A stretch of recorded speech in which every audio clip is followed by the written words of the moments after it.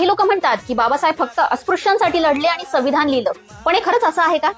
चला जाणून घेऊ की बाबासाहेबांनी शेतकरी, कामगार, महिला, तरुण प्रत्येकासाठी काय काय उभारलं आणि काय काय केलं. देशासाठी इरिगेशन पॉलिसी आणली, हिराकूड धरण, भाकरा नांगल, दामोदर व्हॅली असे प्रकल्प घडवले ज्यामुळे शेतकऱ्यांना फायदा झाला. तरुणांसाठी एम्प्लॉयमेंट एक्सचेंज सुरू केलं, त्यामुळे लाखो तरुणांना रोजगार मिळाला. कामगारांसाठी labour welfare fund, provident fund, employee state insurance दिलं, जे आजही प्रत्येक कुटुंबासाठी सुरक्षितेचं कवच आहे. देशाच्या पाण्याचा प्रश्न मिटवण्यासाठी सेंट्रल वॉटरवेज आणि रिव्हर व्हॅली ऑथॉरिटी स्थापन केली. शेतकऱ्यांसाठी कृषी सुधारणा, सिंचन प्रकल्प आणि औद्योगिकरणाचा मजबूत पाया रचला. या सर्वांबरोबर त्यांनी भारतीयांना दिलं संविधान, समानतेचा हक्क, स्वातंत्र्य आणि न्यायाचा अढळ पाया.